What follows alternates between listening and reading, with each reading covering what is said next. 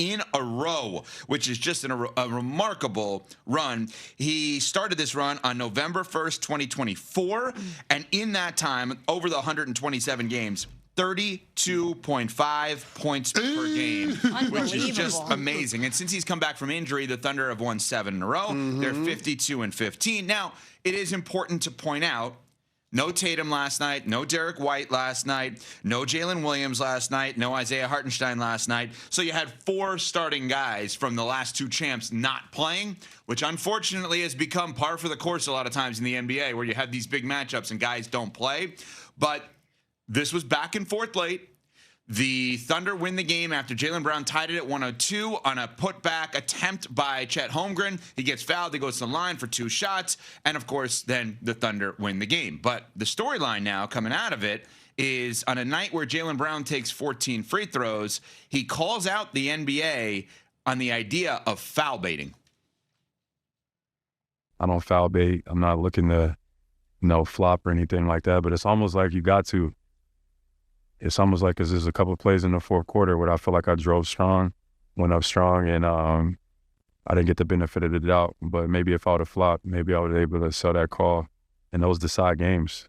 So it's like, we commend players for, playing the game the right way, but, we give the benefit to those who, who necessarily are trying to manipulate the game into their advantage. I just don't think it's basketball.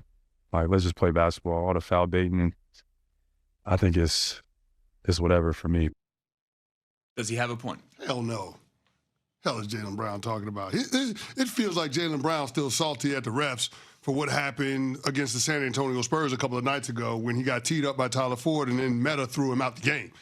I got to take that with a grain of salt, especially on a night where Jaylen Brown doubled up on free throws in comparison to Shai Gilgeous-Alexander. I mean, SGA, free throw merchant or not, is a bona fide bucket getter, and he's got the record to boot. That many consecutive games, north of 20 points, surpassing Wilt Chamberlain for 127 straight games. Ridiculous. Is incredible. I think Joker said it best. He doesn't know if people realize how hard it is to actually achieve that. Scoring 20-plus points in 10 straight games is hard. To do it in 127 straight games is impossible. And we're not talking about empty calorie stats either. There have been 35 fourth quarters during that span of games where SGA didn't play it. Think about that. 127 straight games, north of 20 points, and I don't play in 35 fourth quarters. So when I'm out there, I'm making it count. Yeah, he's leading the league in clutch points this year, 153, and last night was no exception. 2 go-ahead buckets in the final minute. You can't discredit what SGA has accomplished. The consistency, the excellence, it deserves recognition. And for Jaylen Brown to say anything other than, hey, this dude is nice and he's the reigning MVP for a reason and they're the defending champs for a reason, anything other than that is disrespectful to what SGA accomplished. Defending champ, reigning MVP, last season's scoring title. He's second in the league in points per game this season, 31.8. And when we quantify it historically, there's a lot of angles we can look at it, but I think this one will pop out to a lot of people. SGA is on the verge of becoming the first player since Michael Jordan to score at least 30 points per game in 4 consecutive seasons. But this is the problem that I have with the current NBA. Anytime there's something good that happens, it feels like it is met with negativity and it's met with complaining about today's game. Bravo. Bam, yes, Bam earlier. We're complaining about how Bam got the points. SGA, he does something historic. He's been consistently excellent. It's not only Jaylen Brown that's been complaining about SGA. Remember the sound we played for Mike Brown talking about SGA not that long ago when he said, quote, he does a great job of convincing the referees better than anybody else in the league that he's getting hit? Anytime we talk about certain teams being great, we have to talk about the teams that they're playing, sitting everybody and tanking on purpose. It just drives me nuts because it feels like anytime we have something positive to talk about in the NBA and we take one step forward, in the same conversation, we're taking 2 steps back. You know, it's a great point by you because we could list off the reasons that the NFL is dominant in our country. maybe the number one reason, it's an easy sport to consume because it's basically one day a week for the most part, right? And we get to sample other teams. The gambling part is so fun on that. DraftKings provides all the lines for us here. But maybe the biggest reason is that those who covered the NBA, those who cover the NFL, those who work in the NFL, and those who are fans of the NFL all love the NFL, and they tell us about it. Baseball writers forever have hated baseball. Basketball media now and basketball fans now do the same damn thing. The fact that, good point by you, the last 48 hours have been this debate about Bam is so infuriating to me on so many levels, not just because he's my guy on my team, but where's just the flat out, holy wow, that was amazing? Where is the flat out, holy wow, that's amazing about SGA? Yeah, I'm checking my mentions here on Twitter if you want to follow Smalls at Avco Radio. But Greg, who does a good job, I love Doggy77, who tweets every day at us. So I give him credit on this, or her, I think it's him. Wilt had no three-pointers. So now we're challenging the SGA. While that is true, first three-pointer, I believe, was 1979, Chris Ford by the Celtics. But, why are we doing that?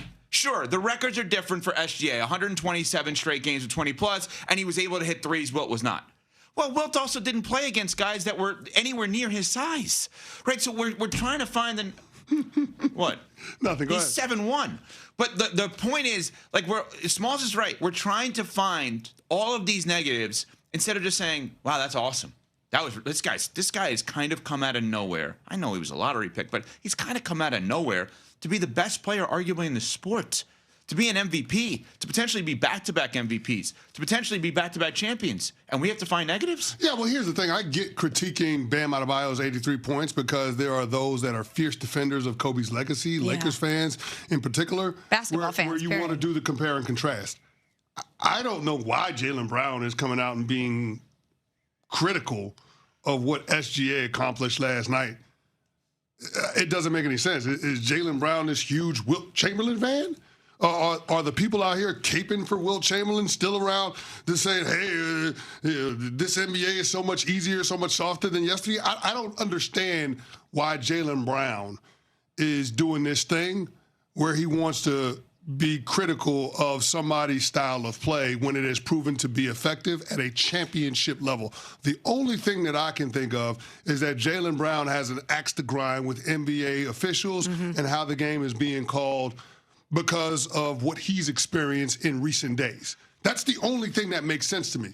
Because other than that, it makes no sense to criticize the way that SGA plays when it's shown to be effective and it's proven that they're champions. Absolutely. Dominant. Absolutely dominant last year and this year.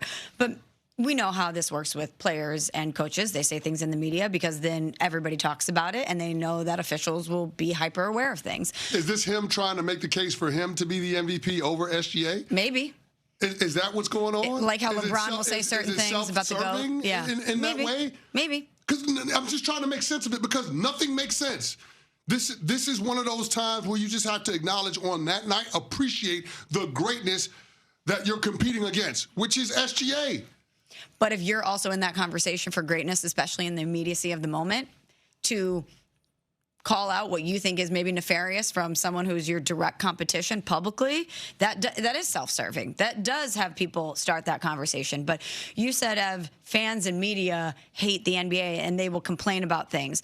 But it's coming from the players. It's coming from the coaches. They're the ones that are starting this conversation, and we're reacting to it. Of course, we're viewing the same product, and we may have the same thought process. But think about what just happened.